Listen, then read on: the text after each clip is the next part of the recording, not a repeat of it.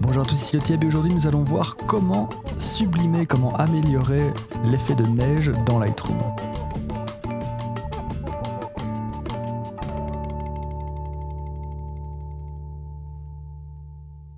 Comme vous pouvez le voir sur cette photo, qui a été prise du coup en conditions réelles, hivernales dans la neige, tout ça, on n'a pas vraiment l'effet 100% recherché, c'est-à-dire l'effet vraiment neige, l'effet froid, et nous allons voir du coup maintenant dans Lightroom comment on peut améliorer cette photo en quelques clics seulement. Vous allez voir que c'est un tuto encore assez rapide.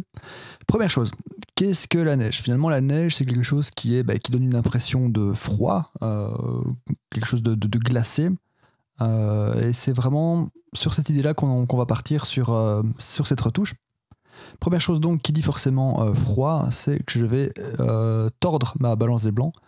Je vais légèrement la refroidir. En fait, je vais à mon avis descendre sur les 5000 pour donner cet effet justement plus froid, plus glacial qu'apporte la neige. Donc on triche, hein, je veux dire, là on va pas se cacher. Vous voyez la photo originale qui est quand même relativement normale. Ici la balance des blancs est vraiment correcte. Mais on va tricher, donc on va légèrement descendre. Ici, j'étais à 5006, je vais descendre dans les 5000 pour donner cet effet froid, cet effet un peu plus glacé qu'apporte la neige. La neige, qu'est-ce que c'est? La neige, c'est quelque chose de brillant, de lumineux, d'un peu humide, donc forcément, je vais augmenter mon exposition, de pas grand-chose, hein, mais juste ce qu'il faut pour donner, vous voyez, cette espèce de côté plus éclatant. Plus brillant qu'apporte la neige. La neige, c'est aussi un peu de buée, je vais dire, qui sort de la bouche quand on discute. C'est un peu de brume. C'est aussi quelque chose de moins cru, parce qu'avec toute cette neige qui agit comme un réflecteur, vous avez beaucoup moins de contraste, et ça tombe bien, le contraste, c'est justement quelque chose qu'on va diminuer également. Alors évidemment, comme pour tous mes tutos, là je le fais pour cette photo-ci, je le fais à l'œil. Vous, je vous invite évidemment à ne pas copier-coller bêtement les réglages que je fais. Faites-le aussi par rapport à votre photo. Une photo n'est pas l'autre. Et pour avoir le même effet, peut-être que votre contraste devra être à -20. Peut-être que vous n'allez pas devoir le toucher. Hein, donc, prenez toujours ça en considération. Je vais augmenter mes ombres aussi. Donc, vous voyez, c'est un peu sombre dans les ombres. Et l'effet de neige donne vraiment un côté lumineux. Donc, je vais booster mes ombres, à mon avis. Ouais, voilà. Finalement, tout ce qu'on recherche à faire, c'est donner une émotion de neige, un sentiment de froid. Et évidemment, rien ne vous empêche de faire des photos, des shootings sous la neige avec une balance des blancs très très chaude, du gros contraste, pourquoi pas justement pour changer. Mais là, on joue le classique. Et alors forcément, je vais augmenter mes blancs, mais très très fort. Je vais booster mes blancs pour donner ce côté neige éclatante. Ouais, à mon avis, ça sera bien comme ça. Un petit truc simple et rapide, appuyez sur la touche J pour voir où vous êtes en surexposition. Vous pouvez également le faire en cliquant dans votre histogramme sur les petites flèches. Ici, c'est l'alerte de surexposition. Ici, c'est l'alerte de sous-exposition. Donc, attendez, j'ai sous-exposé, vous allez voir ici. Tout ce qui est noir va apparaître en bleu, donc le noir vraiment 0%, et tout ce qui est blanc 100% va apparaître en rouge. Et ça vous permet du coup de savoir si vous avez été beaucoup trop loin dans les curseurs. Ici, je vais remettre à 0 du coup. Mais ici, comme c'est la nappe de neige, la nappe blanche supposée blanche, c'est pas grave. Je veux dire, on peut assumer. Le bonnet est un peu surexposé, donc ce que je peux faire, c'est légèrement diminuer. Vous voyez, et quand je fais bouger mon curseur, là, je continue à avoir de la matière dans le bonnet. J'ai encore l'impression de blancheur de la neige. Et on peut continuer. Donc, vous appuyez sur la touche J. Ça, c'est un très bon petit truc que je vous donne. Vu qu'on a énormément touché au réglage de base, je vous invite d'ailleurs à aller voir ma vidéo là-dessus, nous allons devoir corriger légèrement la saturation. Le visage est devenu un petit peu pâle, de même que les couleurs, donc je vais légèrement donner un boost. Et là, qu'est-ce qui se passe? C'est le maquillage qui ressort. Parce que si on est pas mal, hein, je veux dire, le rose est beau, le bleu, enfin le turquoise du pull est vraiment sympa, mais par contre le visage est vraiment, on dirait un peu Donald Trump. Donc qu'est-ce que je fais? Je vais descendre dans mon TSL. Je vais faire une vidéo là-dessus. Bientôt, elle n'est pas encore sortie, donc je ne peux pas vous mettre encore le lien dans la description, mais elle arrivera bientôt. Et je vais simplement diminuer la saturation, typiquement de la teinte de peau. Donc c'est orange ici. pour redonner un effet un peu plus naturel à la peau du modèle. D'autant qu'on peut assumer que ce soit un peu plus froid, un peu moins saturé que d'habitude, vu qu'on est encore une fois dans cet esprit de neige, de froid, et ce genre de choses. Donc ici, c'est déjà pas mal. Un autre petit truc que je peux vous donner, c'est d'appuyer sur la touche Y de votre clavier pour faire le avant-après, et qui permet de comparer. Donc vous voyez tout de suite, on voit quand même une différence très très nette. Donc n'hésitez jamais à faire des petits avant-après en appuyant sur la touche Y pour voir si vous êtes allé trop lent ou si vous allez dans la bonne direction. Donc là, moi, je suis plutôt content.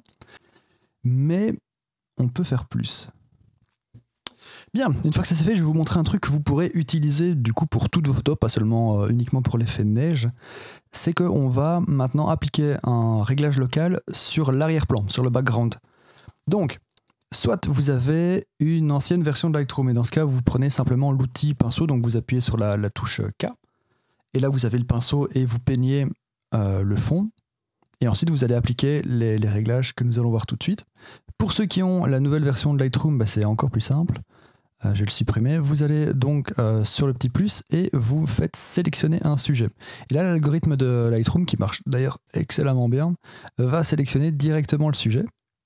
Ça vous permet du coup d'avoir des corrections. Enfin, si vous voulez avoir le sujet qui est un petit peu plus lumineux, qui pop, enfin, vous pouvez vraiment faire tout ce que vous voulez. Enfin, c'est le principe du masque. Et vous faites inverser, donc tout en haut à droite, inverser le masque. Comme ça va nous permettre de travailler directement sur le background. Donc ceux qui n'ont pas cette option-là, pas de panique, faites simplement avec la touche K, vous le dessinez au pinceau et ça marchera tout aussi bien. Ce que je vais faire, donc j'ai diminué le contraste sur l'avant-plan. Parce que oui, du coup maintenant on aura un avant-plan, un arrière-plan. Donc sur l'arrière-plan, je vais réaugmenter le contraste et je vais quand même pas mal l'augmenter. C'est pour donner déjà cet effet un peu plus sombre, cet effet un peu plus forêt. Je vais pas aller trop loin, ici ce sera bien. Vu que j'ai augmenté le contraste, mais que je veux quand même l'idée d'avoir le côté un peu brumeux, un petit peu le côté profondeur atmosphérique. Vous voyez, quand on regarde à l'extérieur, on a toujours l'arrière-plan qui est un peu plus bleuté, un peu moins contrasté, dû aux couches en fait, d'air que la lumière traverse. Donc je vais augmenter légèrement les ombres, légèrement. Encore une fois, vous faites ça à l'œil. Faites ça par rapport à votre photo. Donc ne copiez pas simplement mes réglages. Et là, je vais donner quand même un peu plus l'effet neige, un peu plus le côté éclatant. En fait, ici, ce que je regarde, c'est ce qu'on est la lumière qui ressorte un petit peu au travers des arbres. Je vais quand même diminuer le côté noir, justement, pour ramener un peu de définition dans les arbres. Ça, c'est pas mal. Et alors, là, je vais, par contre, faire péter la clarté.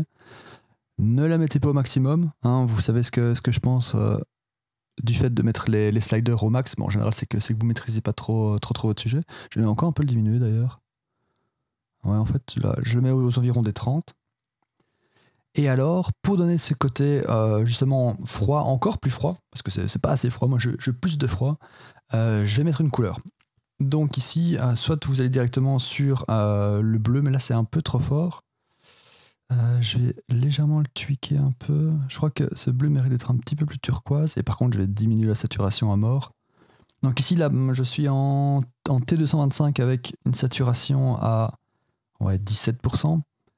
Encore une fois, vous le faites suivant vos goûts. Si vous voulez le faire en orange, pour avoir justement l'inverse, quelque chose de plus chaud, pourquoi pas? Vous voyez que c'est pas moche, au contraire.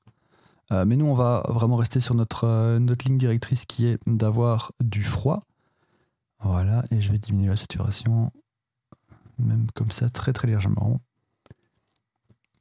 Et voilà, petit truc que je vous donne, c'est un petit truc que vous pouvez appliquer du coup à toutes vos photos. Pas obligé de faire ça dans la neige. Vous pouvez faire ça partout et je l'utilise énormément si vous voulez tout savoir. Donc voilà, on a le modèle qui est avec un effet neige, donc on va faire un petit avant-après. Tout de suite, on voit la différence. Nous avons l'arrière-plan qui est encore plus neigeux, plus brillant. Vous voyez cette espèce de brillance froide qu'à la neige. Il y a une dernière chose qu'on peut faire. Alors c'est vraiment optionnel parce que là, on rentre dans... on va frôler la limite entre le bon goût et la kitscherie sans nom. N'ayons pas peur de le dire. On va ajouter des flocons. Donc, faites super attention avec ce genre de technique parce que c'est vite naze. Enfin, c'est juste souvent moche, ringard, ridicule, etc., etc. Mais je vais quand même vous montrer comment le faire. Personnellement, je ne suis pas super fan, mais parfois ça peut aider.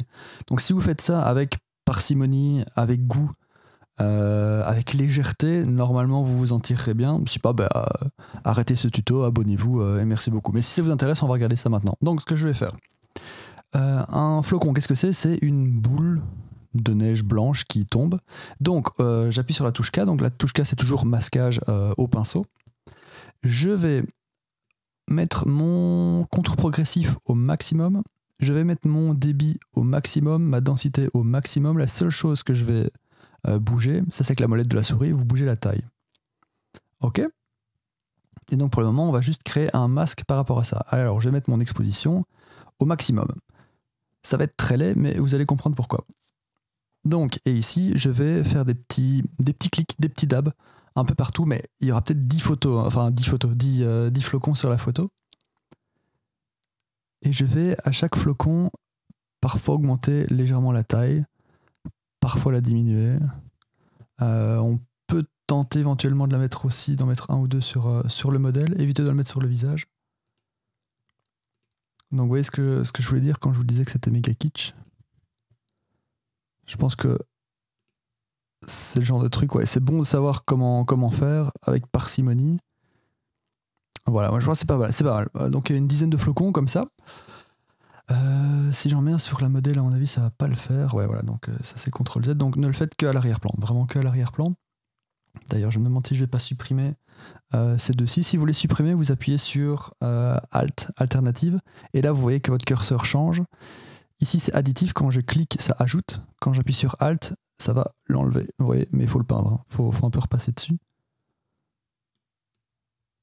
Voilà, et alors maintenant, forcément on va pas le laisser comme ça parce que là c'est vraiment les flocons de science-fiction. Je vais diminuer, et vous voyez que tout de suite on a un effet floconneux comme si il y avait de la neige qui tombait au loin. Donc là en fait j'ai rediminué l'exposition plus ou moins 1, enfin là c'est 0,94 mais on y est. Et vous voyez qu'on a effectivement un petit effet floconneux. Ne faites pas de trop gros flocons parce que là forcément c'est étrange. Et ne faites pas trop de flocons. S'il y en a de trop, on dirait vraiment un dessin d'un enfant de 4 ans. Et nous ne voulons pas ça, nous voulons du bon goût. Donc voilà, optionnel, hein, évidemment. Je vous montre comment... Honnêtement, perso, j'utilise pas ce genre de truc. Ça pourrait, quand c'est bien fait, quand c'est bien dosé. Ici, je pense que c'est pas trop mal. Et nous y voilà. Donc pour résumer, qu'est-ce que j'ai fait ? Comme je voulais de la neige, j'ai ajouté du froid avec la balance des blancs, j'ai ajouté de l'exposition de la neige lumineuse et blanche, donc on a un peu joué sur le contraste. Les points les plus importants au final, ça a été qu'on a travaillé sur le background, et le petit bonus, c'est l'effet neige, que je vais supprimer directement. C'était le tien, merci beaucoup, donc abonnez-vous, n'hésitez pas à partager cette vidéo, et on se revoit très bientôt pour la prochaine vidéo. Au revoir.